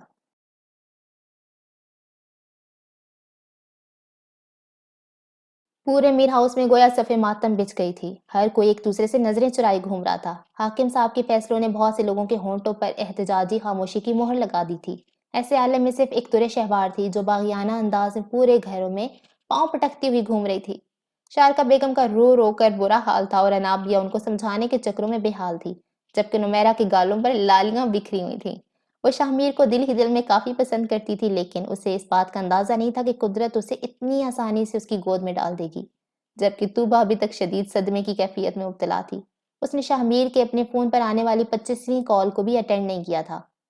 شاہ میر 2 دن پہلے ہی گھر شفٹ ہوا تھا اور اس وقت آتے جاتے تاجدار بیگم کو سرخ آنکھوں سے گھورا تھا۔ خدا کے لیے میرو، بس درِ شہوار کے نکاح تک چپ کر جاؤ۔ انہوں نے باقاعدہ ہاتھ جوڑ کر اسے خاموش رہنے کی تلقین کی۔ مر جاؤں گا لیکن طوبہ کے علاوہ کسی سے شادی نہیں کروں گا، وہ اپنے مخصوص ہٹ درم انداز میں بولا۔ میں خود تمہارا ساتھ دوں گی لیکن درِ شہوار کا نکاح ہونے دو۔ تو آپ کا کیا خیال ہے، ارسل بعد میں درِ شہوار کو معاف کر دے گا جب میں اس کی بہن سے شادی سے انکار کروں گا؟ اس لیے بہتر ہوگا ذل الہی سے کہیں کہ اپنے فیصلوں پر نظر ثانی کر لیں۔ شاہ میر نے انہیں نئی پریشانی مبتلا کیا۔ تمہارے داجی کبھی نہیں مانیں گے بیٹا، وہ پریشانی سے گویا ہوئی۔ میں بھی انہی کا پوتا ہوں، یہ بات یاد رکھیے گا۔ وہ کچھ نہ کہتے ہوئے بھی بہت کچھ کہہ گیا۔ شاہ میر غصے سے تاجدار بیگم کے کمرے سے نکلا تو سامنے سے ارسل آ رہا تھا۔ اس نے ایک ناراض نگاہ اس پر ڈالی۔ ارسل سمجھ چکا تھا کہ وہ اس سے خفا ہے، کیونکہ اس گھر میں اس کی اور طوبہ کی محبت کو ارسل کے علاوہ کوئی نہیں جانتا تھا۔ شاہ میر پلیز بات سنو میری۔ ارسل نے پریشانی سے اس کا ہاتھ پکڑا۔ مجھے تمہاری کوئی بات نہیں سننی۔ وہ اس وقت ساری ہی دنیا سے خفا تھا۔ دیکھو اس سارے قصے میں میرا کوئی قصور نہیں، اور یقین مانو جتنا دھچکا تمہیں لگتا ہے اس سے زیادہ تکلیف مجھے ہوئی ہے۔ اس نے جذباتی انداز سے اسے سمجھانے کی کوشش کی۔ میں نمیرہ سے شادی نہیں کر سکتا، وہ اس کی آنکھوں میں آنکھیں ڈال کر بے باکی سے بولا، اور میں درِ شہوار سے۔ ارسل نے نظریں چرا کر کہا تو شاہ میر کو ایک اور دھچکا لگا۔ صرف اس لیے کہ میں تمہاری بہن کے لیے انکار کر رہا ہوں؟ شاہ میر بدگمان ہوا۔ نہیں، اس لیے کہ میری زندگی میں کوئی اور ہے۔ اس نے اپنی زندگی کے سب سے بڑے راز میں اسے شامل کرنے کا فیصلہ کر لیا۔ شاہ میر نے ایک دم حیران ہو کر اپنے بیسٹ فرینڈ کا چہرہ دیکھا۔ ارسل کے چہرے پر موجود سچائی کو کسی اور گواہ کی ضرورت نہیں تھی۔ تم میرے ساتھ آؤ، میں تمہیں تفصیل سے بتاتا ہوں۔ ارسل اس کا بازو پکڑ کر ہال کمرے کی دروازے کی طرف بڑھا۔ اسی وقت دروازہ کھلا اور طوبہ اندر داخل ہوئی۔ اس کی آنکھیں شدت گریہ کی وجہ سے سرخ تھیں۔ شاہ میر کے دل کو کچھ ہوا۔ حالت دیکھیے تم نے اس کی، یہ سمجھ رہی ہے جیسے یہ سب میں نے خود کروایا ہو۔ شاہ میر ارسل کے سامنے شکایتی انداز میں بولا۔ طوبہ اتنی بے وقوف نہیں، وہ جانتی ہے اس گھر میں رہنے والے لوگوں کی ڈوریاں کسی اور کے ہاتھ میں ہیں، اسی لیے ہماری ایک دوسرے سے ناراضگی تو بنتی ہی نہیں۔ ارسل نے طوبہ کا دل صاف کرنے کی شعوری کوشش کی۔ لیکن اس کے باوجود اس کا سارا غصہ میرے اوپر اترتا ہے۔ صبح سے 25 کالز کر چکا ہوں، لیکن اس نے تو شاید میری آواز نہ سننے کی قسم کھا رکھی ہے۔ شاہ میر جو کہ خود اس فیصلے کی وجہ سے اچھا خاصا پریشان تھا، اوپر سے طوبہ کے رویے نے اسے بری طرح سے ہرٹ کیا تھا۔ اسی وقت ارسل کے سیل فون پر رمیسا کی کال آنے لگی۔ وہ دونوں ہی سارم خان کی اچانک قتل کی وجہ سے کافی ڈسٹرب تھے، اور ارسل پر تو دوہری قیامتیں ٹوٹی ہوئی تھیں جن کو وہ چاہ کر بھی رمیسا کے ساتھ ڈسکس نہیں کر سکتا تھا۔ تم دونوں بات کرو، میں ایک ضروری کال اٹینڈ کر کے آتا ہوں۔ وہ عزلت بھرے انداز میں کال اٹینڈ کر کے باہر لان کی طرف نکل گیا۔ تم ذرا آؤ میرے ساتھ۔ شاہ میر زبردستی اس کا ہاتھ پکڑ کر پچھلے لان کی طرف لے گیا۔ طوبہ بالکل خاموش تھی۔ افسردگی، مایوسی، پشمدگی اس کے سارے وجود پر چھائی ہوئی تھی۔ بے وقوف لڑکی، تمہیں خود پر یقین ہے یا میرے اوپر؟ اس نے تعصب بھری نظروں سے اپنے سامنے کھڑی لڑکی کو دیکھا جو اس وقت اذیت کی انتہا پر تھی۔ اس نے شامیر کی بات کا کوئی جواب نہیں دیا۔ اس کی آنکھوں سے آنسو ٹپ ٹپ گرنے لگے۔ میں تمہارے ساتھ ہوں طوبا، کیوں ٹینشن لے رہی ہو؟ اس نے اس کا ہاتھ پکڑ کر دلاسا دینے کی کوشش کی۔ داجی اپنے فیصلے سے کبھی پیچھے نہیں ہٹیں گے، آنسوؤں سے لبریز لہجے کے ساتھ وہ اتنا ہی کہہ سکی۔ تو بے فکر رہو، ہم بھی پیچھے ہٹنے والوں میں سے نہیں ہیں۔ میرے اوپر کوئی زور زبردستی کرے تو دوبارہ گھر چھوڑ کر چلا جاؤں گا میں۔ شامیر کے انداز سے ہی ہٹیلا پن چھلک رہا تھا اور طوبا کا دل گویا کسی نے مٹھی میں جکڑ لیا۔ خود سے محبت کی اتنی بڑی سزا دو گے مجھے؟ ہمیشہ کے لیے اپنا ہی سوچتے ہو تم۔ میری ذات کی ایک لمحے میں نفی کرتے ہوئے تمہارا دل نہیں کانپتا؟ خود پر قابو پاتے ہوئے وہ اپنی سسکی نہیں روک پائی۔ تمہارا کیا خیال ہے ان ظالم اور بے حس لوگوں کے بیچ میں چھوڑ کر جاؤں گا تمہیں؟ وہ اس کی بے وقوفی پر جھنجھلایا۔ اس دفعہ ایسا نہیں ہوگا طوبا، ہم دونوں ایک ساتھ جائیں گے، بلکہ اس دفعہ کچھ ایسا کریں گے کہ یہ لوگ کچھ بھی نہ بگاڑ سکے ہمارا۔ کیا کرو گے تم؟ بولو، جواب دو۔ تو انداز سے گویا ہوئی۔ نکاح، تمہارا اور میرا۔ وہ ایک ایک لفظ چھپا کر بولا۔ طوبا نے اس کی طرف ایسے دیکھا جیسے اس کی خرابی دماغ کا یقین آ گیا ہو۔ داجی ہماری بوٹی بوٹی کر کے کتوں کے آگے پھینکوا دیں گے۔ اپنی اولاد کے ساتھ یہ سب کرنا اتنا آسان کام نہیں ہوتا۔ اس نے اس کی بات کو استہزائی انداز میں اڑایا۔ تم ایک دفعہ تایا ابا سے بات کر کے دیکھو نا شامیر، کیا پتہ کوئی اور راستہ نکل آئے۔ طوبا نے درمیانی راہ نکالنے کی کوشش کی۔ خبردار منہ سے بات بھی مت نکالنا، ان لوگوں کو بھنک بھی پڑ گئی تو منگنی کی بجائے ڈائریکٹ شادی کر دیں گے میری اور نمیرہ کی۔ میں ان کو پہلے سے ہوشیار نہیں کرنا چاہتا۔ شامیر نے تھوڑا ہوش سے کام لیا۔ لیکن شامیر، میں کوئی ایسا ویسا قدم نہیں اٹھانا چاہتی جو کل کو ہمارے لیے تانا بنے، پلیز تم کچھ اور سوچو۔ طوبا کی پریشانی پر وہ تپ اٹھا۔ پھر ایسا کرو، ہال کمرے میں ڈھولک اٹھا کر بیٹھ جاؤ اور اونٹ پٹانگ شادیوں پر خوشی کے گانے گاؤ، جھومو ناچو، اس سے کوئی نہیں روکے گا تمہیں۔ وہ ناراضگی سے کہہ کر لمبے لمبے ڈگ بھرتا ہوا کمرے سے ہال کمرے کی طرف بڑھا۔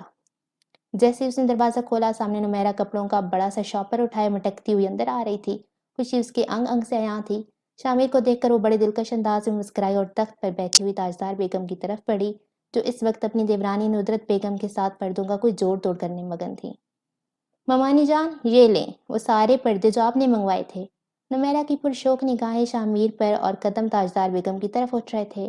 وہ راستے میں رکھی ہوئی میز سے ٹکرائی اور اس کے منہ سے سی کی آواز نکلی۔ ارے میرو، دیکھنا کیا ہوا ایسے؟ تاجدار بیگم بکھلائیں۔ جب اندھوں کی طرح چلے گی تو پیر ہی ٹوٹیں گے نا؟ وہ زہر آلود لہجے میں کہتا ہوا باہر کی طرف پڑ گیا۔ اس نے نظر اٹھا کر بھی زمین پر بیٹھی نمیرہ کی طرف نہیں دیکھا تھا۔ جیسے ہی وہ پورچ میں پہنچا، سامنے ارسل اپنی گاڑی سٹارٹ کر رہا تھا۔ شامیر نے سوالیہ نگاہوں سے اس کی طرف دیکھا۔ تھوڑا مسئلہ ہو گیا یار، مجھے فوراً اسلام آباد جانا ہے، کل تفصیل سے بیٹھ کر بات کریں گے۔ ارسل اپنی بات مکمل کر کے عزلت بھرے انداز میں گاڑی نکال کر لے گیا اور شامیر لان میں رکھی چیئرز کی طرف بڑھ گیا۔ اسے وہاں بیٹھ کر اب کافی دیر کے لیے اڑنا تھا۔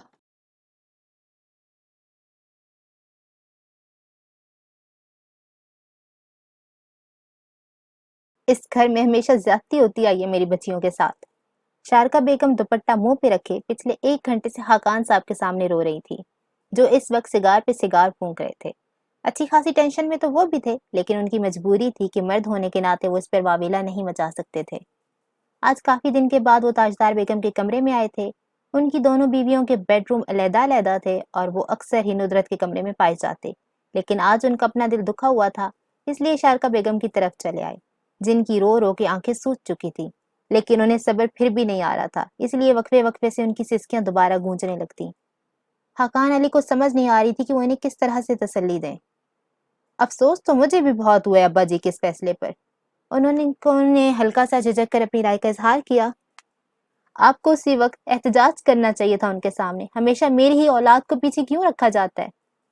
جاہل عورت، ایک بیٹی کا باپ ہونے کی حیثیت سے میں ایسی بات کیسے کر سکتا تھا جب محتشم بھائی اور بھابھی بھی وہیں موجود تھے؟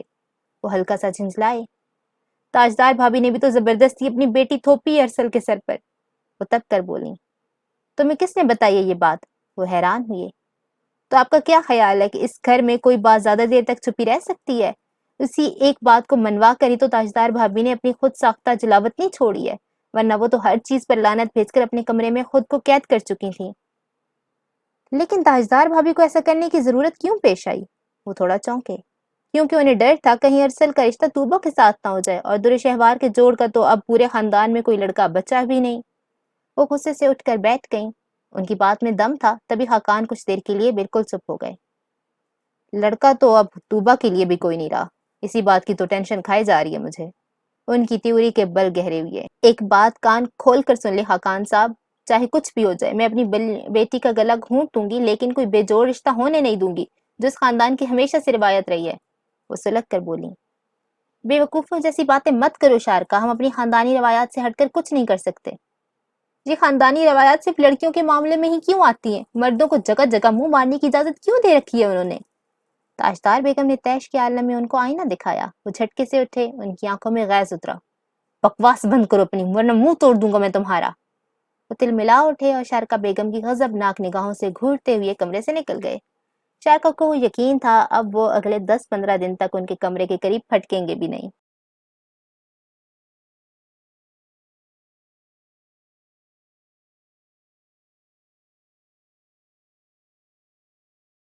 ارتضیٰ کی جیپ اس وقت مری کے بلدار راستوں پر تیزی سے گامزن تھی۔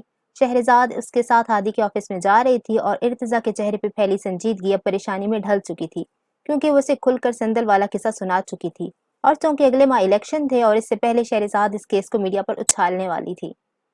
دیکھیں شہرزاد، ویسے تو آپ خود بہت سمجھدار خاتون ہیں، لیکن میرا مشورہ یہی ہے کہ آپ اس کیس میں خود کو انوالو مت کریں۔ کیوں، ڈر لگ رہا ہے آپ کو؟ اس نے استہزائیہ انداز سے اس کا مذاق اڑایا۔ میں ڈرنے والا ہوتا تو کبھی بھی پولیس ڈپارٹمنٹ جوائن نہ کرتا۔ میں صرف اس لیے کہہ رہا ہوں کہ ان لوگوں کے نزدیک انسانی جان کی کوئی وقت نہیں ہے، اور اس چیز کو وہ آسانی سے ہضم نہیں کریں گے۔ اس نے ڈھکے چھپے انداز میں اسے معاملے کی سنگینی سے آگاہ کیا۔ میں موت سے ڈرنے والی نہیں ہوں ارتضیٰ، وہ اس کی بات کا برا مان کر بولی۔ لیکن جو لوگ آپ سے محبت کرتے ہیں ان کو ابھی ضرورت ہے آپ کی۔ اس کے گہرے لہجے پر وہ چونکی۔ بے فکر رہیں، ایسا کچھ نہیں ہوگا، اور آپ ٹینشن مت لیں، مجھے اپنی حفاظت کرنا آتی ہے۔ آپ نے ممالیہ سے یہ کیس ڈسکس کیا؟ وہ محتاط انداز میں گویا ہوا۔ آپ کو پتہ ہے میں کسی بھی کیس پر پہلے اپنی ورکنگ کر کے اور معاملات کو تمام پہلوؤں سے دیکھ کر ہی ان کو انوالو کرتی ہوں۔ بہتر ہوگا آپ سندل کا پوسٹ مارٹم کروانے سے پہلے ایک دفعہ ان سے مشورہ کر لیں، کیونکہ اتنے چھوٹے شہر میں یہ بات زیادہ دیر تک چھپی نہیں رہے گی، اور اس سے بعد آپ کو لیے کافی مسائل پیدا ہو سکتے ہیں۔ اس سے پہلے کہ وہ ارتضیٰ کی بات کا کوئی جواب دیتی، سیل فون پر آنے والی حمزاد کی کال نے اسے اپنی طرف متوجہ کیا۔ وہ شاید پاکستان واپس آ چکا تھا۔ اس نے جیسے ہی کال اٹینڈ کی، وہ دوسری طرف ناراضگی سے گویا ہوا۔ تم نے اپنے سیکیورٹی گارڈ رضا کو آفس سے گھر کیوں بھجوا دیا، اور خود کہاں ہوں؟ مری کے راستے میں ہوں ارتضیٰ کے ساتھ، کچھ ضروری کام تھا مجھے، اس نے محتاط انداز میں جواب دیا۔ What the hell یار، میں نے تمہیں کہا تھا اسے ہر وقت اپنے ساتھ رکھو، تمہیں میری بات ایک دفعہ کہنے سے سمجھ کیوں نہیں آتی؟ حمزاد کا یہ انداز شہرزاد کو ہلکا سا ناگوار گزرا۔ انسان کی اپنی کوئی پرسنل لائف بھی ہوتی ہے، اور میں اسے 24 گھنٹوں سر پر سوار نہیں کر سکتی۔ Try to understand my position. Shehrzad کا انداز دھیما لیکن لہجہ خاصا تپا ہوا تھا، اور ارتضیٰ کی موجودگی میں وہ کھل کر اس کے ساتھ بحث بھی نہیں کر سکتی تھی۔ اچھا، تو اب ارتضیٰ حیدر کے ساتھ تمہارے پرسنل میٹرز شروع ہو گئے ہیں، ہے نا؟ دوسری طرف وہ سلگ کر رہ گیا۔ شہرزاد نے کنکھیوں سے ڈرائیونگ سیٹ پر موجود شخص کو دیکھا، جس کا سارا دھیان بظاہر سڑک کی طرف تھا۔ میں گھر آ کر تفصیل سے بات کرتی ہوں، اس وقت تھوڑا بزی ہوں۔ اس نے بیزاری سے کال منقطع کی تو ارتضیٰ نے ایک جانچتی ہوئی ایک نگاہ اس کے چہرے پر ڈالی اور سرسری انداز میں پوچھا، گھر سے کال تھی کیا؟ جی، اپنے سیکیورٹی گارڈ کو گھر بھجوا دیا نا، تو اسی بات پر جھاڑ پڑ رہی تھی، اس نے گول مول انداز میں جواب دیا۔ ایسے محبت کرنے والے لوگوں کی کیئر کیا کریں، کسی کے دل میں ہمارے لیے کچھ ہوتا ہے تو وہ پریشان ہوتا ہے، ورنہ کسی کو کیا ضرورت پڑی کہ ہمارے لیے ٹینس ہو۔ ارتضیٰ نے اسے سمجھانے کی غرض سے نرم لہجے میں کہا تو وہ پھیکے سے انداز میں مسکرا دی، کیونکہ وہ جانتی تھی کہ دوسری طرف موجود شخص اس وقت گرم توے پر پڑے کسی دانے کی طرح اچھل رہا ہوگا، اور اس وقت تک اسے سکون نہیں آئے گا جب تک وہ اپنے اندر کی ساری بھڑاس نہیں نکال لے گا۔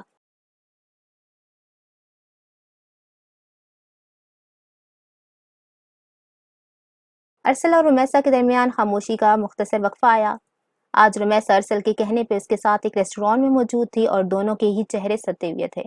صارم خان کے اس اچانک قتل نے ان دونوں کو ہلا کر رکھ دیا تھا، اور چونکہ وہ ارسل کا بہت قریبی دوست تھا، اس لیے اس کا تو صدمہ بھی گہرا تھا۔ میری تو ہمت ہی نہیں ہوئی انکل آنٹی کا سامنا کرنے کی، اور میں کیسے ان کو جا کر بتاؤں گا کہ اس نے یہ سب میرے کہنے پر کیا تھا۔ وہ مسترب انداز میں خالی گلاس اپنے دونوں ہاتھوں میں گھما رہا تھا۔ بہت برا ہوا اس بیچارے کے ساتھ، اور اب پتہ نہیں میرے ساتھ کیا ہوگا۔ رمیسا کے لہجے سے خوف چھلکا۔ ارسل نے گہری نظروں سے اپنے سامنے بیٹھی ہوئی لڑکی کو دیکھا جو اسے اب ساری دنیا سے زیادہ عزیز ہو گئی تھی۔ اس نے ہاتھ میں پکڑا گلاس ایک سائڈ پر رکھ کر اپنے دونوں ہاتھوں میں اس کی بے جان انگلیوں کو تھام کر محبت کی توانائی بخشنے کی کوشش کی۔ میں بہت زیادہ ڈر گئی ہوں، جو لوگ اسے مار سکتے ہیں وہ مجھے کیوں چھوڑیں گے بھلا؟ ایسا کچھ نہیں ہوگا، تم ایسی فضول باتیں مت سوچو، میں ہوں نا تمہارے ساتھ، تمہارا لائف پارٹنر، تمہیں کسی بھی مقام پر اکیلا تھوڑی چھوڑوں گا۔ اس نے آہستگی سے اس کے ہاتھ کا بوسہ لیا تو رمیسا نے نم آنکھوں سے اس کی طرف دیکھا۔ وہ اس وقت شدید کرب کی گرداب میں پھنسی ہوئی تھی۔ سارم کی موت نے اسے ایک دفعہ پھر ایک ایسی اندھی گلی میں لا کھڑا کیا تھا جہاں سے باہر نکلنے کا کوئی راستہ نہیں مل رہا تھا۔ دوسری جانب ارسل کا اپنا دماغ بھی داجی کے فیصلے میں بری طرح الجھا ہوا تھا، لیکن اس کے باوجود بہت محبت کے ساتھ اسے تسلی دینے کی بھرپور کوشش کر رہا تھا۔ ویٹر نے ٹیبل پہ کھانا سرو کر دیا۔ تم کھانا کھاؤ، انشاءاللہ اس مسئلے کا کوئی نہ کوئی حل نکل آئے گا۔ یہ بتاؤ تمہاری بہن کیا کہتی ہے؟ ارسل نے سر جھٹک کے اپنے ذہن سے گھر کے مسئلے کو نکالا اور رمیسا کی طرف متوجہ ہوا۔ شہری تو بہت مطمئن ہے اور اس کا کہنا ہے کہ سارم اپنی گواہی دے چکا ہے اور اس کی موت پر عدالت یقیناً اس طرف سوچنے پر مجبور ہوگی کہ ایک بے گناہ شخص کو مارنے کے پیچھے وہی لوگ تو نہیں جو مجھے ناک پھنسانا چاہتے ہیں۔ رمیسا نے تھوڑے سے فرائیڈ رائس پلیٹ میں نکالے۔ تمہاری بہن بہت اسٹرانگ لیڈی ہے، میں نے اسے ہمیشہ بہت متمل کے ساتھ میڈیا سے گفتگو کرتے ہوئے دیکھا ہے۔ ارسل نے ایک دو چکن ونگز رمیسا کی پلیٹ میں ڈالی تو اس نے ہاتھ کے اشارے سے منع کیا۔ بہت کمزور لگ رہی ہو تم، کھانا دھیان سے نہیں کھاتی ہو کیا؟ وہ بہت پیار سے اسے ٹوک رہا تھا۔ آج کل تو کچھ بھی کھانے کو دل نہیں کر رہا، طبیعت عجیب سی ہو رہی ہے۔ آج جب تک یہ سارا نہیں کھاؤ گی میں تمہیں یہاں سے ہلنے بھی نہیں دوں گا۔ اس نے مسکرا کر ایک کباب اس کی پلیٹ میں رکھا۔ رمیسا نے جیسے ہی دوسرا نوالا منہ میں ڈالا اسے ایک دم ابکائی آئی اور وہ منہ پر ہاتھ رکھ کر ریسٹورانٹ کے واش روم کی طرف بھاگی۔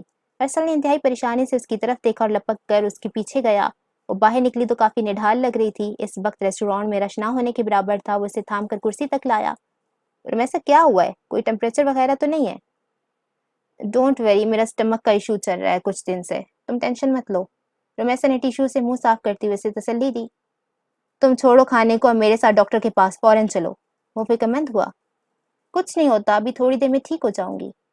رومی، فضول باتیں مت کرو، شکل دیکھی ہے تم نے اپنی، رنگ کیسے زرد ہو گیا تمہارا۔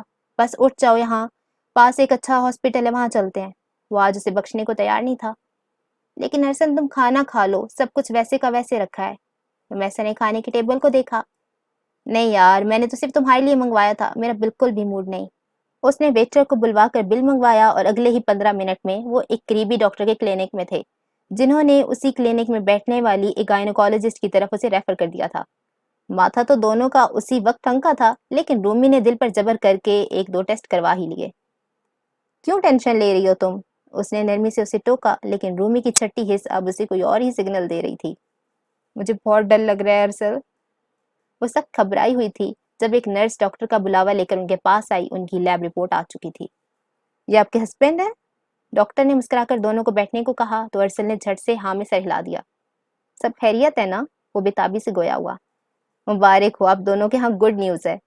ڈاکٹر کے منہ سے نکلنے والے ان الفاظ پر رومی کو لگا جیسے کلینک کی چھت اس پر آن گیری ہو۔ اس کا چہرہ خوف سے سفید پڑ گیا اور وہ ہکا بکا انداز سے ارسل کی طرف دیکھنے لگی۔ اوکے جی، تو 14ویں قسط بھی ختم ہو گئی ہے اور ہمارا ناول بھی اب بالکل تھوڑا سا رہ گیا ہے۔ حوصلہ رکھا کریں اور دعا میں یاد رکھیں۔ اللہ حافظ۔